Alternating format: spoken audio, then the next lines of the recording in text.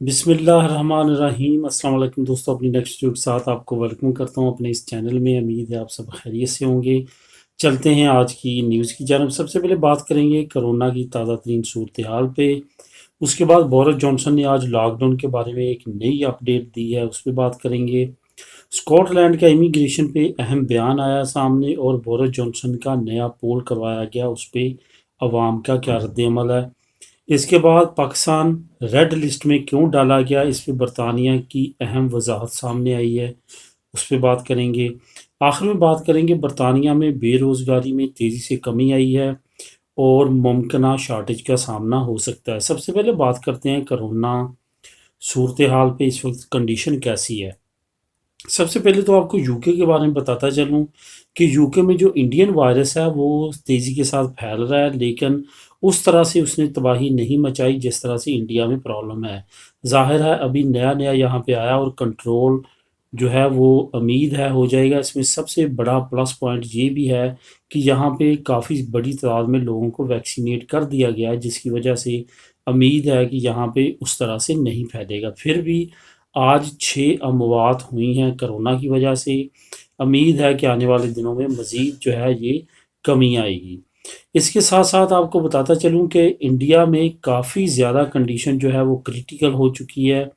اگر آپ social media پہ دیکھیں تو بہت زیادہ حالات خراب نظر آتے ہیں، خاص طور پہ کچھ ایسی ویڈیوز کلپ ہے جہاں سے آپ اندازہ لگا سکتے ہیں کہ اس وقت انڈیا کی سچویشن کیسی ہے۔ اس وقت انڈیا کی سچویشن بالکل ایسی ہے جیسے برازیل میں تھی پچھلے سال اکتوبر میں، اور یو ایس اے میں تھی پچھلے سال اکتوبر اور نومبر میں، اور اٹلی میں تھی۔ سیم وہی کنڈیشن اس وقت انڈیا میں ہے، کیونکہ اب سینٹرل ایشیا جو ہے وہ گڑھ بن چکا ہے کرونا کا، اور یہی امید کی جا رہی ہے کہ وہاں پہ جو آنے والے دن ہیں وہ کافی زیادہ خراب ہو سکتے ہیں۔ سب سے زیادہ لکھنؤ شہر جو ہے انڈیا کا وہ متاثر ہوا ہے، جہاں پہ جگہ نہیں بچی لوگوں کو دفنانے کی، اور شمشان گھاٹ میں جگہ نہیں بچی لوگوں کو جلانے کی۔ آنے والے وقت میں یہی دعا ہے کہ جلد سے جلد یہ کنڈیشن بہتر ہو۔ باقی جہاں تک بات ہے انڈیا کی امداد کی، یورپی یونین نے، امریکہ نے اور یوکے نے اناؤنسمنٹ کی ہے کہ ہم امداد کے لیے پہنچ رہے ہیں، لیکن ابھی تک کوئی بھی طریقہ کار واضح نہیں ہوا کہ کس طرح یہ انڈیا کی امداد کریں گے۔ ہو سکتا ہے یہ امداد وینٹیلیٹرز کی صورت میں ہو، آکسیجن کی صورت میں ہو، کچھ اس طرح کی چیزوں کی صورت میں ہو، لیکن فی الحال وہاں پہ حالات جو ہیں وہ کافی زیادہ خراب ہیں۔ باقی اب بات کرتے ہیں بورس جانسن نے آج بہت اہم اعلان کیا ہے لاک ڈاؤن کے بارے میں۔ بورس جانسن، جیسے کہ آپ جانتے ہیں کہ ہم سب امید لگا کے بیٹھے ہیں کہ مئی میں حالات جو ہیں وہ مزید بہتر ہو جائیں گے، لیکن بورس جانسن نے آخری ڈیٹ 21 جون دی ہے کہ 21 جون کے بعد بالکل لائف نارمل ہو جائے گی۔ اس کی سب سے بڑی بورس جانسن نے وجہ یہ بتائی ہے کہ ہم زیادہ سے زیادہ لوگوں کو مزید ویکسینیٹ کر لیں گے۔ اس کے ساتھ ساتھ جو سرٹیفکیٹ ہے جس کو ہم ویکسین پاسپورٹ کہتے ہیں، اس کا بھی اجراء اس وقت تک ہو جائے گا، جس کی وجہ سے بورس جانسن کہتا ہے کہ 21 جون جو ہے اس کے بعد امید یہ کی جا رہی ہے کہ کرونا کا افیکٹ جو ہے وہ بالکل ختم ہو جائیں گے، اور آنے والے وقت میں مزید بہتری آئے گی۔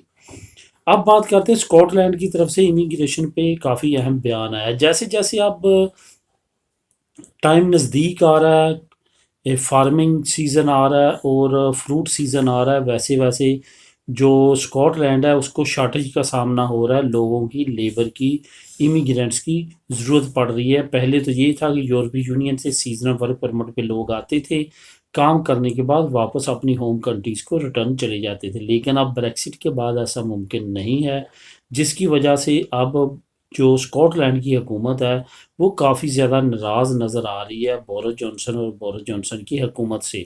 یہی وجہ ہے کہ انہوں نے دوبارہ سے یہ ڈیمانڈ کی ہے کہ جو امیگریشن ڈپارٹمنٹ ہے وہ ہمارے انڈر آئے گا۔ اس کے ساتھ ساتھ انہوں نے اعلان کیا کہ اگر ہمارا ریفرینڈم کامیاب ہوا تو ہم سب سے پہلے اپنا امیگریشن ڈپارٹمنٹ ہے وہ اپنے کنٹرول میں کریں گے، اور یہاں پہ ہم امیگریشن سے ریلیٹڈ جو بھی ایکٹیویٹی، جو بھی لاز ہوں گے وہ ہم اسکاٹ لینڈ کی ضرورت کے مطابق مرتب کریں گے۔ یہ یاد رہے کہ جب ٹریڈ ڈیل ہو رہی تھی بورس جانسن اور یورپی یونین کے درمیان، تو اس وقت بھی اسکاٹ لینڈ نے یہ ڈیمانڈ رکھی تھی کہ یو کے ان کے ساتھ یہ ڈیل کرے کہ ہمیں سیزنل ورک پرمٹ کے طور پہ لوگ مہیا ہمیں کرے اور ہم ان کو واپس جو ہے ورک پرمٹ کی صورت میں بھیجیں۔ تو اس پہ بورس جانسن نے کوئی بھی کسی طرح کا معاہدہ نہیں کیا تھا، جس کے بعد بھی اسکاٹ لینڈ کی طرف سے کافی زیادہ تنقید کا سامنا کرنا پڑا تھا بورس جانسن کو۔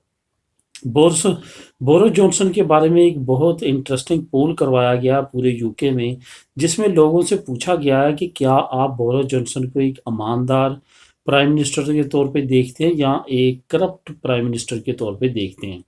تو 40% نے کہا ہے کہ ہم اس کو ایک کرپٹ کے طور پہ دیکھتے ہیں، جس میں سے 15% نے ہاں یا نہ میں دونوں میں سے کسی میں جواب نہیں دیا۔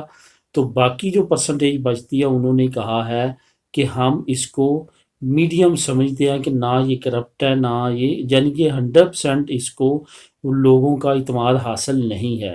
اصل میں اس کے ایک دو سکینڈل سامنے آئے ہیں، جس میں اس کا فلیٹ کا سکینڈل بھی ہے، جس کے بعد اب انکوائری بھی ہو رہی ہے اور انکوائری کا آغاز کر دیا گیا، جس میں اس نے 60,000 پاؤنڈ جو ہیں وہ اپنے فلیٹ پہ سرکاری خزانے سے خرچ کیے ہیں، جس کے بعد بورس جانسن پہ کافی زیادہ تنقید ہو رہی ہے اور یہ تحقیقات کا حکم دیا جا رہا ہے اور ڈیمانڈ کی جا رہی ہے لیبر پارٹی کی طرف سے کہ بورس جانسن سے نہ صرف انکوائری کی جائے، بلکہ اگر انکوائری میں یہ ثابت ہوتا ہے تو بورس جانسن کی جیب سے یہ پیسے دلوائے جائیں۔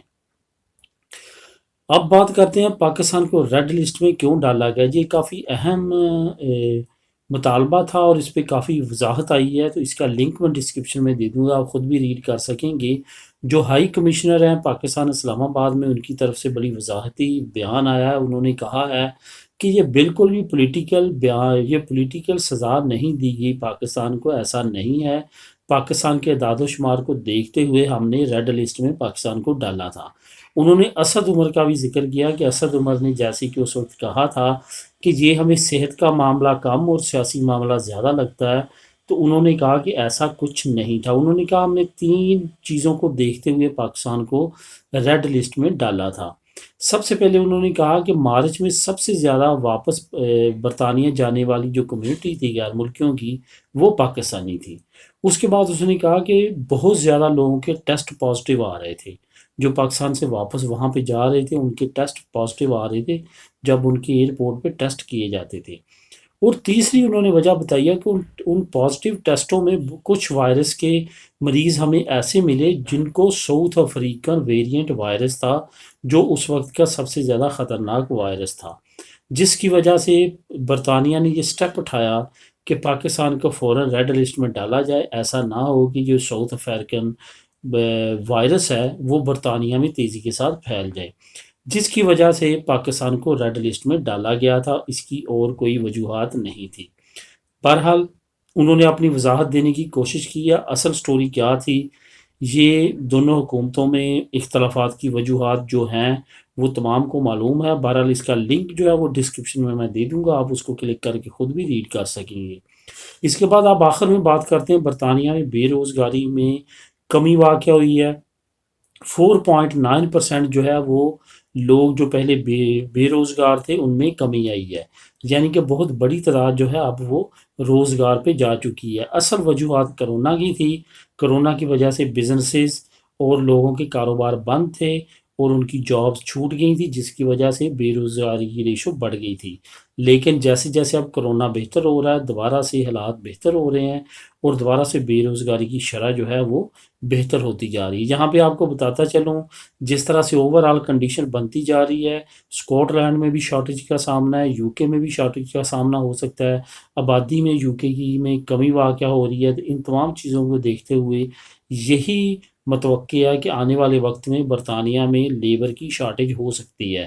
اس لیبر کی شارٹیج کو پورا کرنے کے لیے ممکنہ طور پہ ہو سکتا ہے کہ برطانیہ جو ہے وہ 2 ملین جو لوگ ہیں انلیگل لائف گزار رہے ہیں برطانیہ میں، ان کو لیگل کرنے کی طرف جائے، اور اس کی کافی زیادہ پاسبلٹی ہے۔ آنے والے وقت میں کیا نئی ڈیولپمنٹ آتی ہے، کیا شارٹیج مزید بڑھتی ہے، اگر مزید بڑھتی ہے تو اس کے بہت زیادہ چانسز ہیں۔ تو دوستو یہ تھی اب تک کی اہم نیوز۔ ملیں گے نیکسٹ ویڈیو میں نئی نیوز اپڈیٹ کے ساتھ۔ اللہ حافظ۔